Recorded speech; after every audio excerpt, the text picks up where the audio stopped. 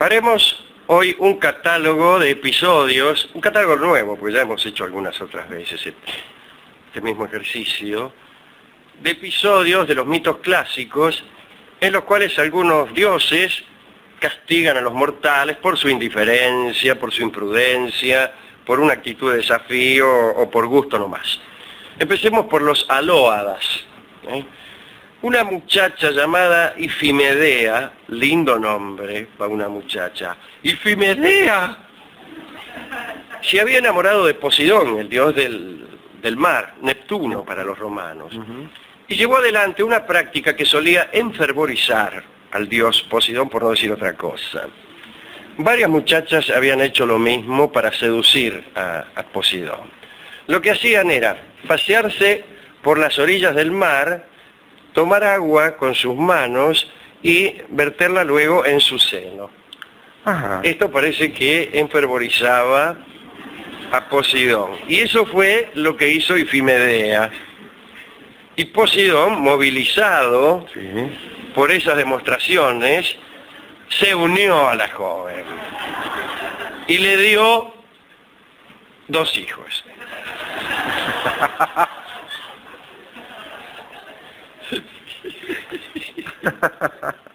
Se llamaban, los hijos eran Efialtes y Oto. Ioto. Eran unos muchachos mortales, eran hijos de Dios, pero mortales, que crecieron de forma descomunal. Cuando tuvieron 9 años, medían 4 metros de ancho y 17 de alto. Eran 2 bestias, verdaderamente. Pero estaban orgullosos de su enormidad, como tantos. Y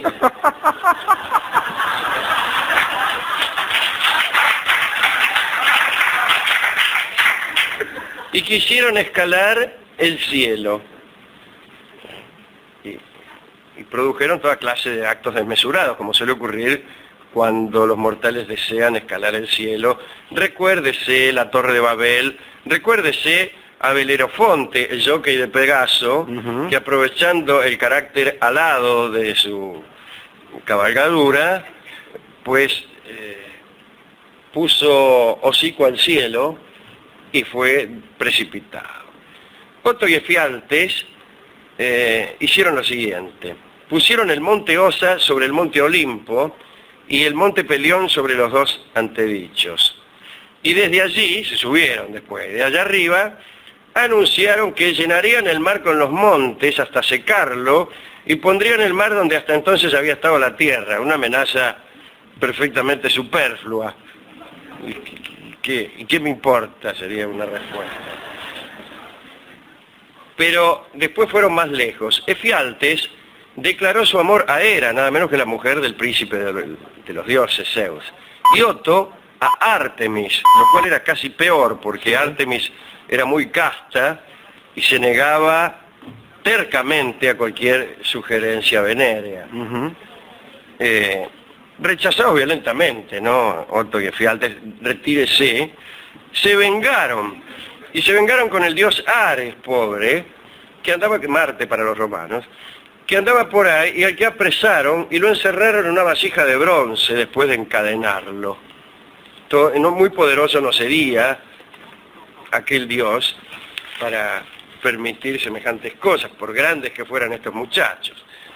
Bueno, lo tuvieron allí 13 meses, es decir, 1 año, según dicen los magos, hasta que Hermes logró liberarlo, cuando Ares ya estaba en un estado de extremo agotamiento propio de las personas o de los dioses que han pasado 1 año en el interior de una vasija de bronce, sin recibir ni el mínimo cuidado, por otra parte. Todas estas impiedades terminaron atrayendo sobre estos 2 muchachos el odio de los dioses. Y para destruirlos, Artemis se transformó en una cierva y se hizo perseguir por Oto y Efialtes. Por Oto es horrible, ¿no? Se hizo perseguir por Efialtes y Oto. ¿Cómo hace una cierva hacerse perseguir? Es cosa que no sé. Pero en su apuro por cazarla, los hermanos se mataron mutuamente. Ajá. arrebatados, salieron con sus lanzas en ristre y en la oscuridad se liquidaron. Pero el castigo continuó en los infiernos. Oto y Efialtes fueron atados con serpientes a una columna. Yo sinceramente prefiero que me aten con serpientes, porque el carácter resbaladizo de estos reptiles facilita el desanudarlas. En cambio una soga es más difícil. Pero, amén de permanecer atados a una columna, una lechuza los atormenta gritando sin cesar. Ah. Salió barato, le digo. La sacaron barata. Sí. ¿Qué hace cómo te atormenta el grito incesante de una lechuza? ¿Por qué no lo ponen a la parrilla y van a ver lo que es bueno? Claro. Bueno, el caso es que ese es el primer castigo del que daremos cuenta hoy. Veamos qué sucedió con Laodamía y Protesilao. Protesilao es un héroe tesalio, Tesalia, aquel lugar donde había tantos caballos y tan buenos, un héroe tesalio que participó brevemente en la guerra de Troya. Ya vamos a ver por qué brevemente. Cuando partió hacia Troya, Protesilao recién se había casado con Laodamía, pero el matrimonio no se había realizado como era debido. En realidad, Protesilao había olvidado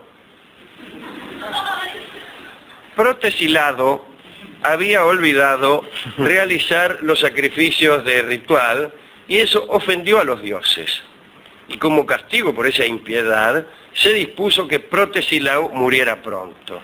Dice, así que no haces los sacrificios previstos, morite pronto. Y efectivamente Protesilao murió al poco tiempo. En realidad fue el primero al que liquidaron los troyanos en la guerra de Troya. Héctor lo mató. Empezó la guerra y a los 2 minutos lo liquidaron. Por eso digo que la participación de Protesilao fue breve. Ahora bien, Laodamía, al enterarse de la muerte de su esposo, pidió a los dioses que se lo devolvieran solo por 3 horas, en vez de saber qué pretendía. Y Protesilao, por su parte, había formulado la misma súplica. Le devolvieron entonces la vida por el tiempo pedido. Pero cuando Protesilao le dijo a Laodamía, la hora ya es llegada, ella se mató en sus brazos.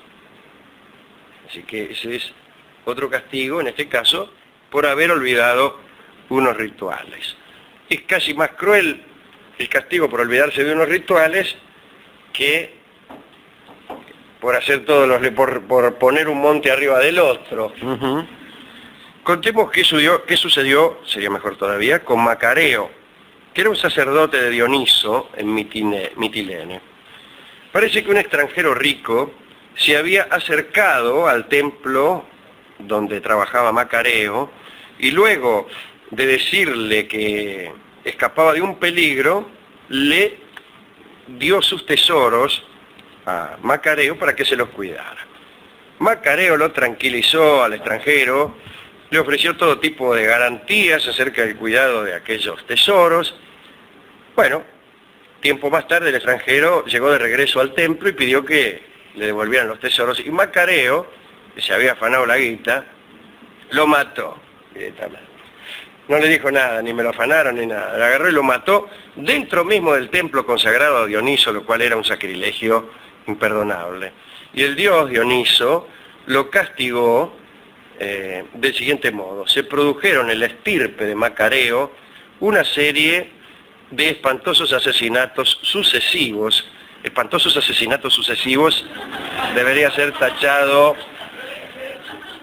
en este mismo instante. Una serie de horribles crímenes sucesivos que terminaron con su familia.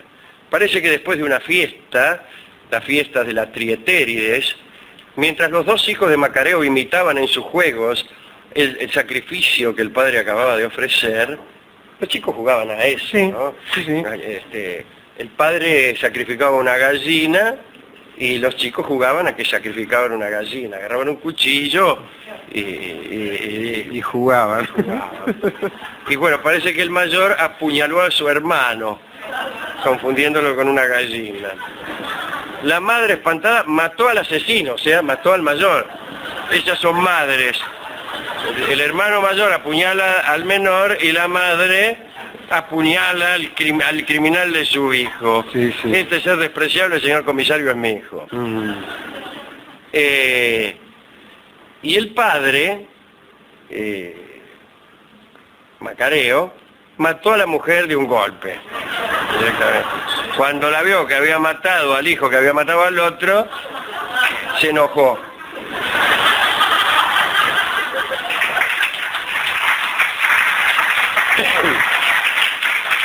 Y le metió un golpe y la liquidó. Y así se completó la serie de muertes decretadas por la divinidad. Es decir, no eran más que juguetes de los dioses, juguetes del destino. Pero no está bien eso como para disculparse. Uno comete un crimen y dice, es el destino. Sí. Y el juez que lo condena a la horca también dice, que Dios detrás de Dios, la trama empieza. Para terminar, contemos el episodio de Salmoneo. Salmoneo es uno de los hijos de Eolo, el dios de los vientos, aquel que guardaba vientos en unos odres y cada tanto los abría y los largaba. Le regaló vientos envueltos a Ulises. Si toma estos vientos, Que los regalo. pero guardalos bien. Y los marineros de Ulises vieron los odres y creyeron que era escabio, creyeron que era un vino. Vamos a tomar unos vinos. Y abrieron los odres y salieron unos vientos contrarios, una tormenta ahí, que para qué te voy a contar. Bueno, Salmoneo era hijo de Eolo. Pasó su juventud Salmoneo en Tesalia, pero luego emigró a Élide con un grupo de compatriotas y allí fundó una ciudad, a la que llamó Salmone, en homenaje a nuestro amigo el guitarrista Carlitos Salmone. Salmoneo era un hombre extremadamente orgulloso y quiso imitar a Zeus. Construyó, Zeus ya se sabe que largaba rayos, era el dios de los rayos y de los truenos. Entonces, Salmoneo construyó un camino con pavimento de bronce, unos rieles, podríamos decir, y lanzó por ese camino un carro con ruedas de hierro que arrastraba cadenas, una especie de locomotora. De este modo, hacía un ruido que a él le parecía que era el trueno. Brrr, hacía. Después se subía al carro y tiraba a diestra y siniestra antorchas encendidas y que pretendían ser rayos. Una payasada, ¿no? Pero los súbditos de Salmoneo se quejaban porque las antorchas encendidas los chamuscaban. El asunto se resolvió rápidamente. Irritado ante la impiedad, Zeus, mientras Salmoneo se mandaba uno de esos recorridos, le tiró un rayo de verdad. Con tanta puntería que exterminó al rey, al ferrocarril, a la ciudad, a todo el pueblo de Salmones, borró todo el mapa, se le fue la mano a Zeus. Y ese fue el castigo por andar haciendo ruido por allí. Como se ve, los castigos no tienen absolutamente nada que ver con las incorrecciones cometidas. Pero bueno. ¿Quiere un último? Dele. Un último. Bonus track. Estos son Mestra y Erisictón. Esto te lo hemos contado. Erisictón era un héroe tesalio, son todos tesalios estos, ¿no? Era impío y violento. Quiero decir que no temía la cólera de los dioses, más que los dioses ni los dioses, decía el tipo, ¿no? Un día resolvió talar un bosque consagrado a Deméter. Bosquecitos sagrados no se podían tocar, este lo taló. Las advertencias divinas no lograron impedir el sacrilegio, advertencias como dejarse bosque. Sí, ya vas a ver. Y entonces la diosa Deméter, para castigarlo, le mandó, miren qué lindo castigo, un hambre que nada fuese capaz de mitigar, un hambre insaciable. Por más que Erisictón comiese, siempre tenía hambre, como algunos que yo conozco. El caso es que en pocos días Erisictón se manchó todas las riquezas de la casa. Primero le dio a todos los sándwiches que había, y después gastó todo en morfe. Su hija Mestra tenía el don de metamorfosearse, tenía el don de convertirse en lo que quisiera. había sido amante de Posidón y le había dado como regalito ese don. Y pensó en venderse como esclava. Una vez vendida, cambiaba de forma y se vendía de nuevo, ¿me entiendes? Y con eso lo mantenía el viejo. Todo para comprarle comida al viejo que no le duraban las pizzas ni un minuto. Claro, no le daba tiempo a cambiar de imagen. La tipa se vendía como esclava. Sí. Hola, soy Juana, esclava. Y por la compraba, en cuanto el tipo se daba vuelta, ella se cambiaba en otra forma y salía caminando y se vendía de nuevo, con otro nombre. Pero aún así la guita que ganaba no alcanzaba porque Erisictón tenía cada vez más hambre, y hasta que un día, desesperado, terminó por devorarse a sí mismo. Empezó a devorarse, hasta que no quedó nada. No dejó ni las migas de sí propio. Como aquellos perros que se encontraron y empezaron a devorarse mutuamente hasta que no quedaron sino las dos colas. Este es el último y el más extraño de los castigos, ¿no? Un hambre insaciable. ¿Qué otra cosa son algunas vidas, sino hambres destinados a no ser saciados? No el hambre de comida, el hambre de amor, el hambre de eternidad, principalmente. El hombre tiene apetito de eternidad y se muere. Hemos ido a la discoteca de la radio a buscar discos con asuntos tales como castigos, golpes violentos, hermanos grandes que apilan montes para conquistar el cielo, peleas, cachetazos, tortazos, intercambio de rayos, etcétera, y encontramos una milonga que se llama Milonga de un entrevero, que seguramente ha sido compuesta pensando en estos encontronazos entre mortales impíos y dioses vengativos, que es una mezcla letal. Lo toca uno de nuestros guitarristas predilectos, Carlos Moscardini. Así que escuchen ustedes esta bella milonga que se llama Milonga de un entrevero y que refleja ciertamente aquellos momentos en que los dioses castigaban personalmente a los infractores. Si alguno cree que aquellos momentos eran terribles, si alguno cree que era terrible recibir un rayo de un dios porque uno hacía mucho ruido con un carro, creo que mucho más terrible es la indiferencia estelar. Es la indiferencia de un dios que ni rayo te tira. Adelante, Carlos.